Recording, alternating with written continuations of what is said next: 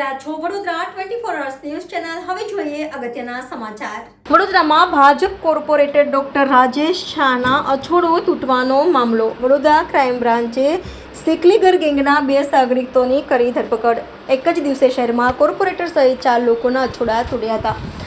8 મેના વહેલી સવારે ચેન સ્નેચિંગના ગુનાને અંજામ આપ્યો હતો. કમાટીબાગ ઈએમઈ કમ્પાઉન્ડ બાલભવન રાવપુરા વિસ્તારમાં ચેન સ્નેચિંગ કરી હતી. ક્રાઇમ બ્રાન્ચની 4 ટીમોએ આરોપીઓની શોધખોળ હાથ ધરી. કબીરસિંહ, ઝુબેદારસિંહ, શેનીસિંહને ઝડપી પાડ્યા. પોલીસે ઘરફોડ ચોરીનો ભેદ પણ ઉકેલ્યો. ગોત્રી પોલીસ સ્ટેશનમાં નોંધાયેલા ઘરફોડ ગુનામાં પણ બંને આરોપીઓની સંડોવણી સામે આવી. આરોપીઓ પાસેથી તલવાર, પેચકસ, સળિયા, દંડો સહિત 2 લાખથી વધુની કિંમતનો મુદ્દામાલ પોલીસે જપ્ત કર્યો. કબીરસિંહ, ઝુબેદારસિંહ સામે અગાઉ 16 ગુના અને શેનીસિંહ સામે 10 ગુના નોંધાયા છે. આરોપીઓ નંબર પ્લેટ વગરની 2 વ્હીલર પર નીકળી ચેન સ્નેચિંગ કરતા હતા. શહેરમાં લાગેલા સીસીટીવી કેમેરા ફૂટેજના આધારે આરોપીઓ સુધી પોલીસ પહોંચી શકી.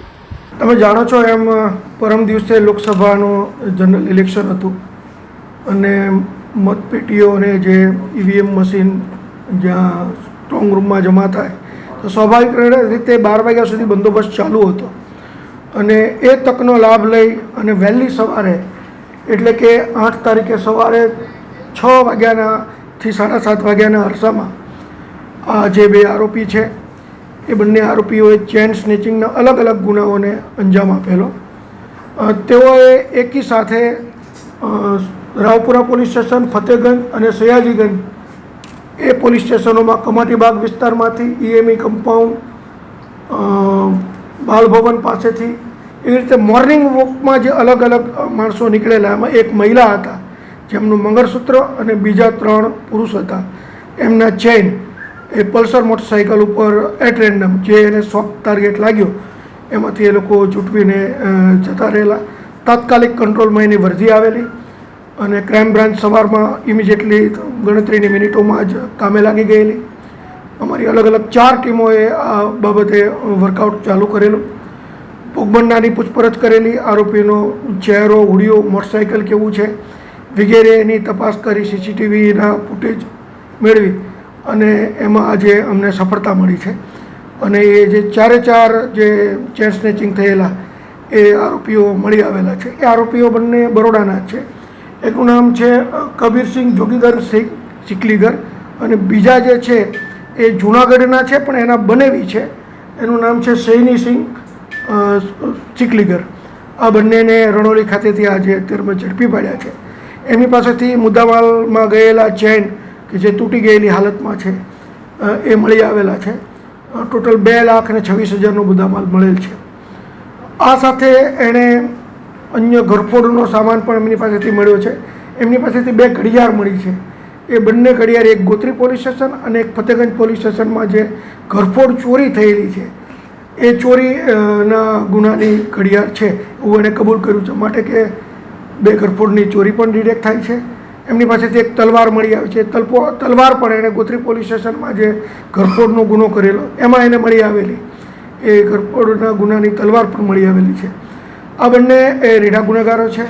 જે કબીરસિંહ છે એ અગાઉ બરોડા સિટીના અલગ અલગ 13 ગુનામાં ઘરફોડના અને ચેન સ્નેચિંગના ગુનામાં પકડાયેલો છે. જ્યારે એમનો બનેવી છે શેનીસિંહ સિકલીગર એ અલગ અલગ 10 ગુના કે જે જૂનાગઢ, રાજકોટ અને સુરત શહેરમાં ઘરફોડના અને આ પ્રકારના ગુનામાં અગાઉ પકડાયેલો છે. એટલે બંનેની એમો આ પ્રકારના ગુનાની જ છે. આ બંનેને અમે પકડી લીધેલા છે અને સાથે સાથે જે એની વિગતવારની પૂછપરછ ચાલુ છે. આ સિવાય જો એણે કોઈ બીજા ગુના કર્યા છે એ બાબતે પણ ઇન્વેસ્ટિગેશનમાં મળી આવશે. આપણે કીધું એમ સવારમાં જેવો અમને કંટ્રોલ મારફતે મેસેજ મળે છે કે એક જગ્યાએ ચેન સ્નેચિંગ થયું છે, પોલીસની ટીમ ત્યાં પહોંચે છે તો તરત બીજો મેસેજ મળે છે કે આ જગ્યાએ પણ ચેન સ્નેચિંગ થયું છે.